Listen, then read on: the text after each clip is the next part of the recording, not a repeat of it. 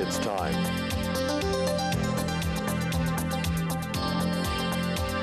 It's time. And now, it's time for Herman and Sharron. I love you. Thank you for joining us. You're just drawing that out longer and longer, I notice. Well, it takes a while, because Hi, everybody. so many cameras, and it takes a while for the camera to get onto me because Oh, really? That's yes, it? Brooke is behind that camera, and she wanted to shoot me exactly, careful, perfect. Did she tell you that? No, we have one of my Yes. favorite authors today. I was just thinking, I have a number of favorite authors. Bill Federer, you've heard me say this before Right up about there. Pat Williams, the general manager, founder, whatever, of the Orlando Magic, good friend. And I love his books, and I hate to give them away. Bill Federer is the same way. When I get his books, I go, I'd like to give you this, but I don't want to. So he's among my favorite, along with Randy Alcorn. I don't know if have you ever read any of his books? Oh, he's like you, though. He's another. He's a walking brain, like this guy. But and there's a few of them out there, like. Others, they're coming to mind. I was going to say, you're getting into trouble now. Yeah, I know. You should never do that because they go, oh, I thought I was one. But tell them about him because he is amazing. William Federer. His wife is sitting in the audience. I can't shoot her. No, I can't you don't shoot want her. to shoot her. Yeah, No. well, I mean, like shoot her with a camera. We're just glad she's here. She's a beautiful lady. We had his daughters on one time.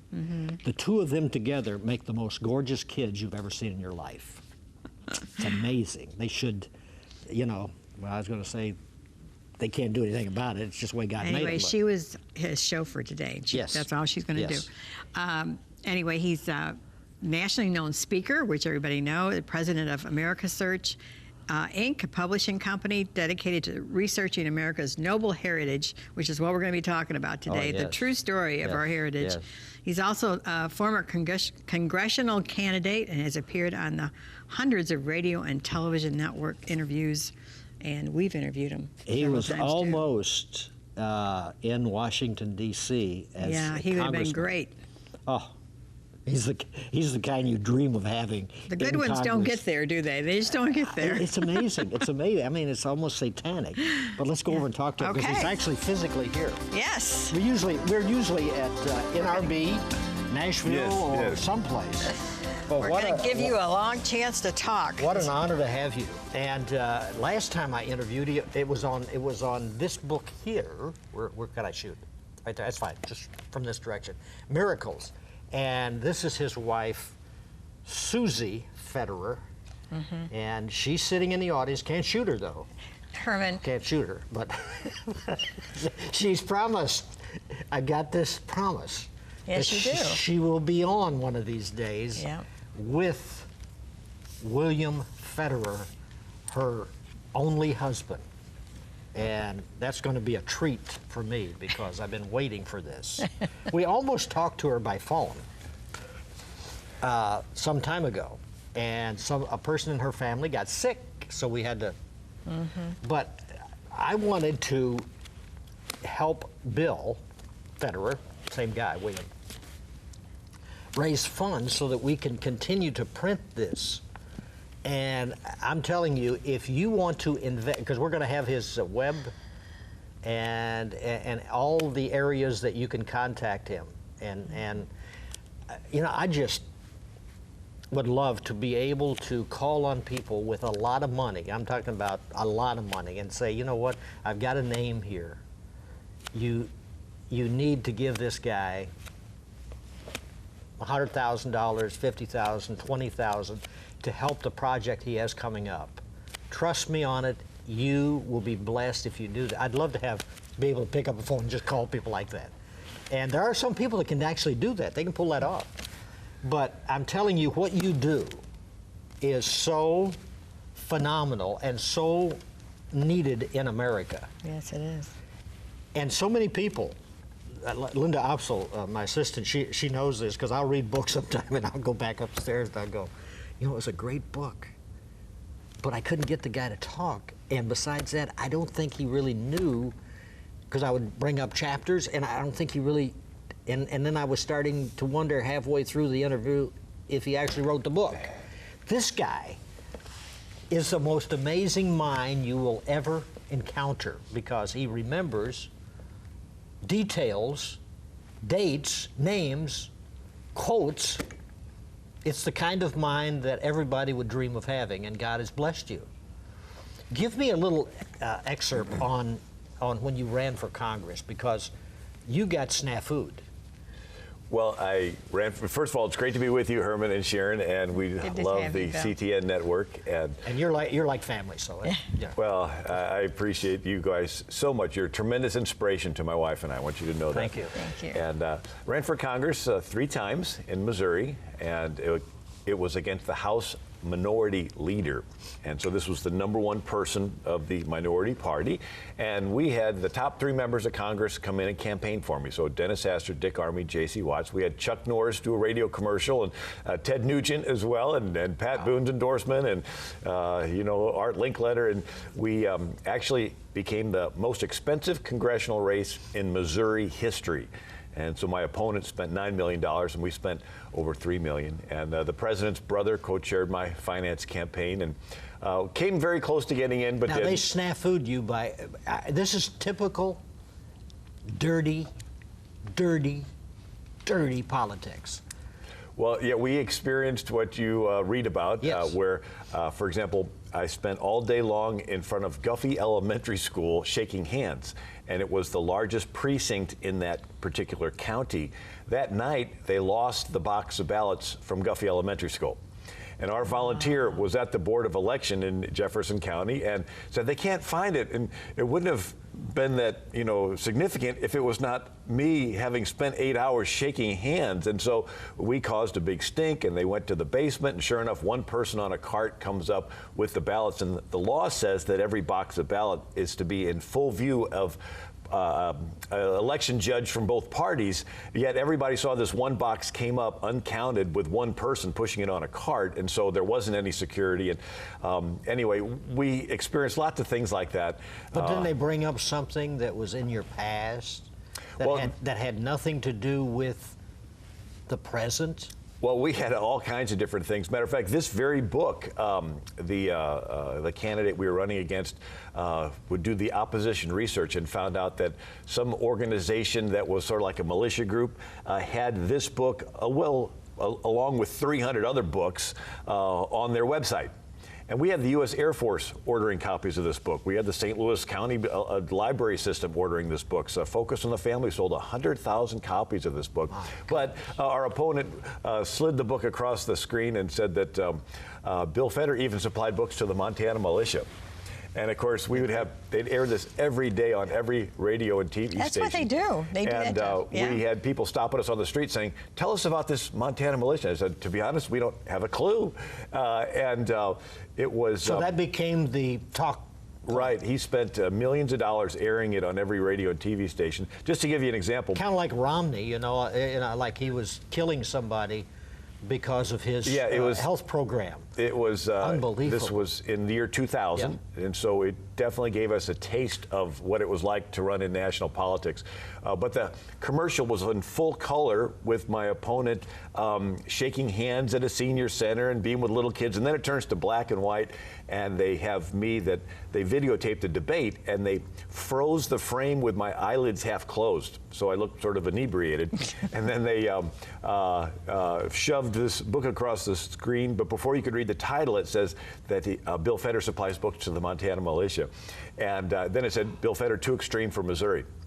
And of course, 2 years later, and my opponent just came out endorsing gay marriage and gay scoutmasters, and he was very much to the left, even in the year 2000. But it's interesting. I was at a school for my brother, and there was an adult talking to the kids as to what you do as a career. And I would say, well, I write books and publish books. And the one little kid, his feet didn't even touch the floor. He raises his hand in his desk and he says, I remember you, Bill Federer, Too Extreme from Missouri. Because they had pounded this in so much. Gracious. But we did give my opponent, is Dick Gephardt, we gave him the lowest re-election margin of his career.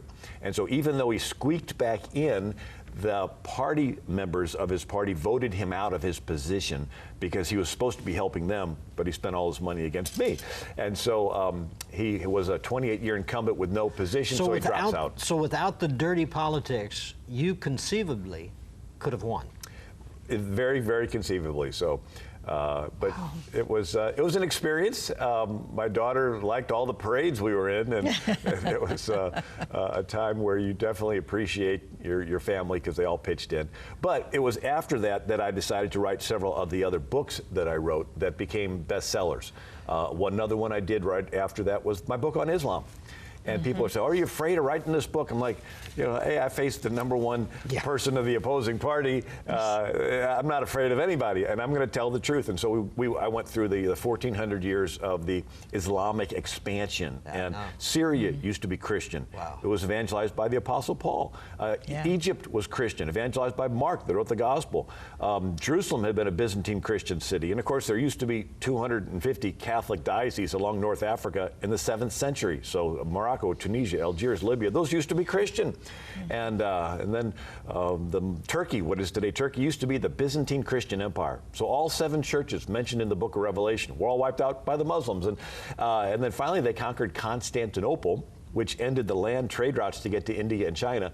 And so that's when Christopher Columbus decided to look for a sea route to India and China and ran into America. So Columbus would have never even set sail over here if it had not been for a jihad over there. But anyway, that's a whole nother book I wrote, what every American needs to know about the Quran. But this book, we're so excited to have this back in print. It's 19 years now, America's God and Country Encyclopedia Quotations, where we go back and we document the quotes from Jefferson, Madison, Washington, Franklin, Lincoln, Abigail Adams, what they said about God. So you can be in a debate and you can open it up to the exact quote and know that it's footnoted and documented. How do you get these republished?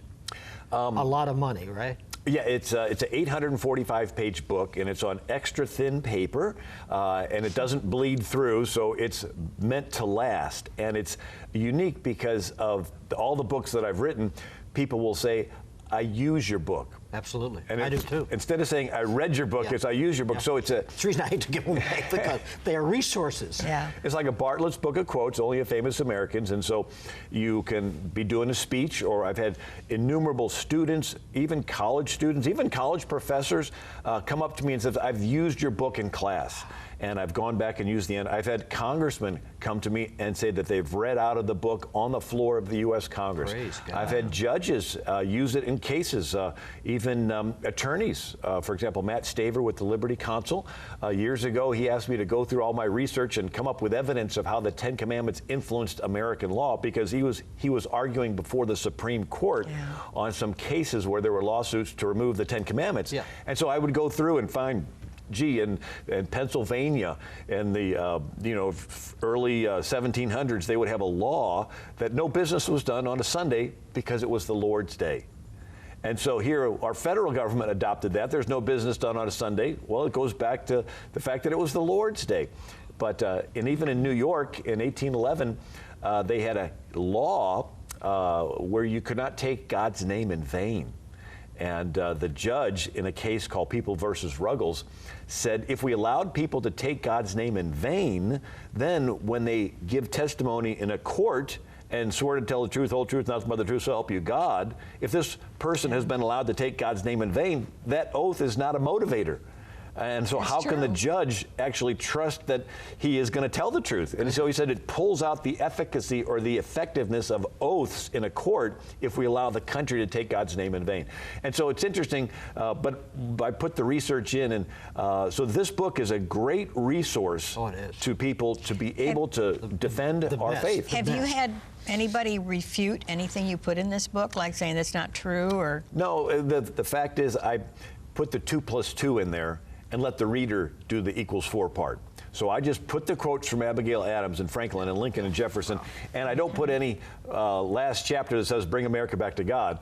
It's obvious that when you read it, this is the motivation that I had in compiling the quotes, but because of that, it's just the quotes with the end notes, and so how can they argue with it? Yeah, because right. the truth is there. I mean, when I'm studying something and I have to go to a reference and find out what is said and make sure I got the right when I'm reading your books, I'm going, how on earth does this man do this much research? And then when you put it into print, you've got to be so right that you could be crucified verbally. Well, I mean, how do you get all of this together? How do you start this? Well, one of the first things I did is I read through all of the charters of all of the colonies. Goodness. And so you have Virginia, Okay, how long does that Massachusetts, and take? Rhode Island. Well, it altogether took 4 years. But I found something interesting. Not only does every charter mention God and mention Christianity, it mentions particular denominations of Christianity. So Virginia was officially Anglican, the Church of England, from 1606 to 1786. Massachusetts was Puritan. Rhode Island was Baptist. New York was Dutch Reformed. Delaware and New Jersey were Swedish Lutheran. Maryland Catholic, Pennsylvania Quaker, Connecticut, New Hampshire Congregationalists. And they didn't get along, and they would chase each other out of each other's colonies. But then when the Revolutionary War started, they had to work together against the king. Yeah. And so then I read through every state constitution and every revision and amendment to every state constitution, and I found something interesting. Between 1776 and 1790, every state required you to be a Protestant Christian to hold state office. That's amazing. And 3 of them said all you had to do was be a plain Christian. Ben Franklin signed Pennsylvania's Constitution that said all you had to do was believe in the divine inspiration of the Old and New Testament. Maryland said all you had to do is be a Christian. And of course, we think of that as narrow-minded. They thought of that as generous because by saying Christian, you could be any denomination of Protestant and even Catholic. And then Rhode Island was the most liberal of the states, and it was the most evangelical. It was founded by Baptists. And so it was the one state that did not have a religious requirement to hold state office. Their attitude was, if you required someone to say they're a Christian in order to get elected, they could say they were, and that would be hypocritical if they weren't. And I thought, gee, could you imagine someone saying they're Christian just to get elected? Anyway, but I've never heard of that. But over time, the states broadened it, and so in 1835, North Carolina changed its constitution from requiring you to be a Protestant to just being a plain Christian. That was North Carolina. That was in effect in North Carolina until 1868. You could not hold state office in North Carolina up until 1868 unless you were a Christian. And then I decided to read through all the messages and papers of the presidents. This is every past president and every address they gave in office. And I was, quite honestly, blown away when I would read John Adams declaring days of fasting and prayer in 1798 during a threatened war with France. James Madison declaring days of fasting and prayer when the British burnt the White House during the War of 1812. Zachary Taylor in 1849 declaring a day of fasting and prayer during a cholera epidemic when 150,000 Americans died. And then Lincoln, during the Civil War, had a day of fasting and prayer. Woodrow Wilson, during World War I, had a day of fasting and prayer to Almighty God. And then FDR, during World War II, passed out Gideon's New Testaments and Book of Psalms to all the soldiers. I have a copy. It's all dog-eared, but you open it up, it says, as Commander-in-Chief, I take pleasure in commending the reading of the Bible to all who serve in the armed forces of the United States, signed Franklin D. Roosevelt. So just 70 years ago, the U.S. president was passing out Gideon's New Testaments and Book of Psalms. Just 70 years ago. Isn't that amazing? Just a short time ago. What? You wonder how in such a short time it could have changed so much from what it was then to what it is today. Because the progressives took over. There's actually a concept called deconstruction that the communists use. And in other words, a car has to go from drive into neutral before it goes into reverse. You have to unhook a train car from one engine before you can hook it onto another. So That's they true. have this conscious effort to separate a people from their past so that they get into this neutral where they don't know where they came from, and then they can be more easily brainwashed into a new identity and a new future. And so, yes, there has been this almost conscious effort to erase this godly heritage from our schoolroom. Remove the word almost. It's a conscious effort. It really is. I wanted to cover some of the great revival in the Southern armies. Page 48, they had a continual revival. I'm showing him the book. It's so funny when, you know, he knows the book. Yeah. I don't even have to point out where it is. But this, when I'm reading through these books, it talks about a revival that continued. Jeremiah Sullivan Black, Ronald Wilson Reagan. Now start with that great revival that happened in the Southern armies. Well, I mentioned how Lincoln had a day of fasting and prayer during the Civil War. Both sides did. And the Confederates had lots of days of fasting and prayer. And when the war started off, it was, unfortunately, the South did have slavery, but the impetus was taxes. The North had factories, and so they wanted to put taxes on imports, called tariffs, to make them more expensive so people will buy the locally created items, manufactured items. The South didn't have any factories to protect, and so the tariff taxes made the imports into the South more expensive, or they had to buy the more expensive goods from the North. So before the Civil War, the South was funding 90% of the federal government. Wow. So the federal government was being financed by the southern colonies having to pay this tariff tax.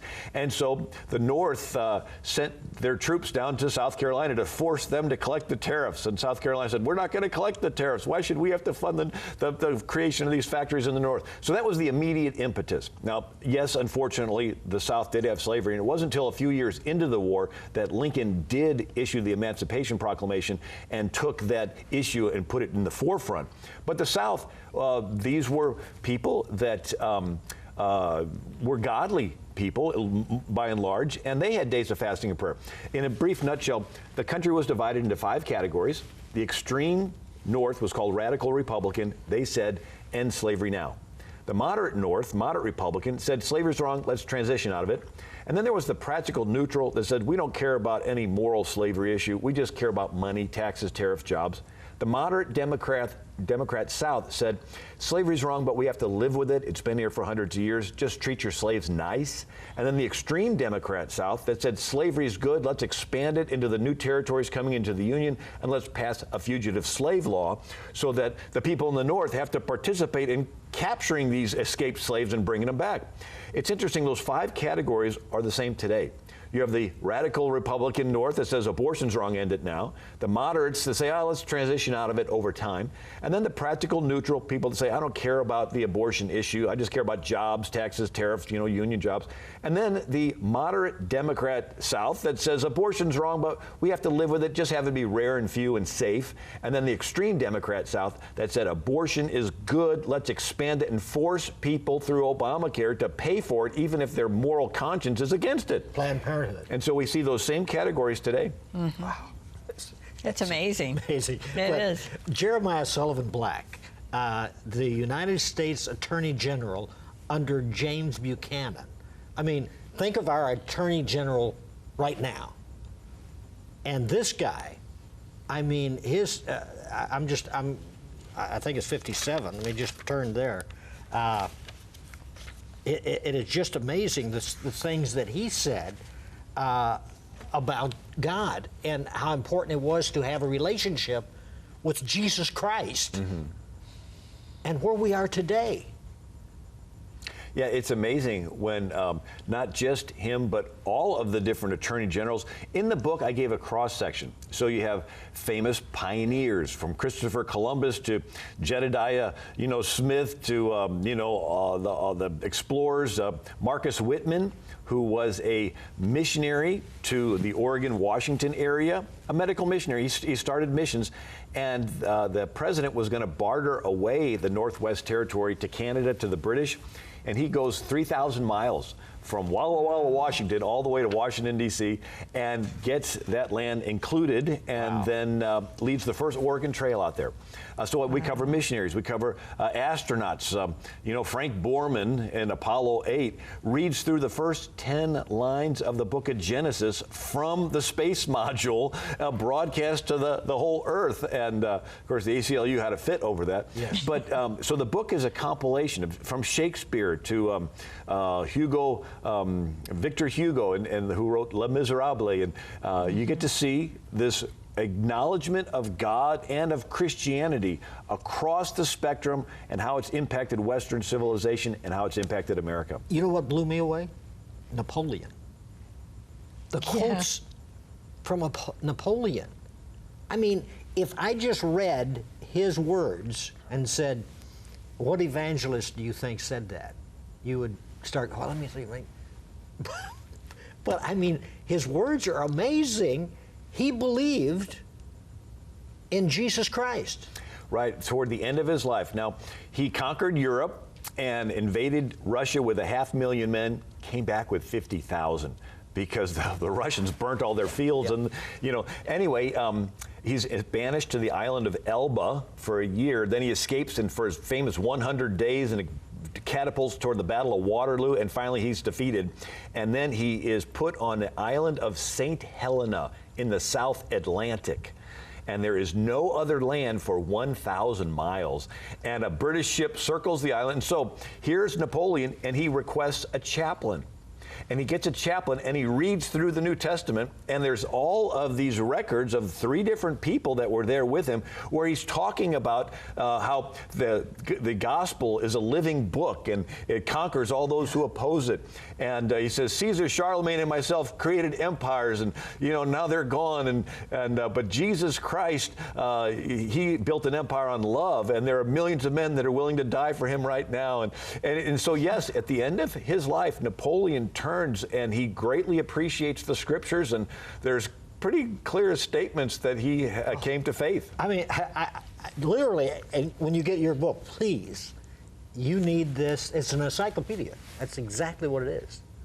I mean, it is a reference book, and in the back, I can find the name that I'm looking for, and then I can go right to the page and find exactly without, okay, let me go through where it is. I mean, it's absolutely laid out for you.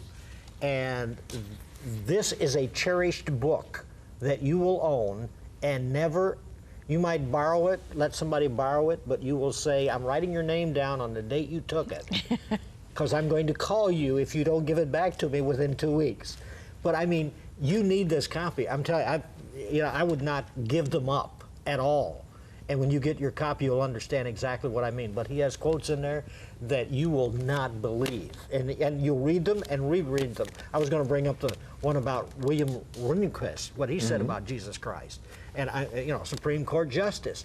I mean, it's amazing when you read through this and you find out what these people, that if they said these words today, it would explode on the front copy of all newspapers. Absolutely American.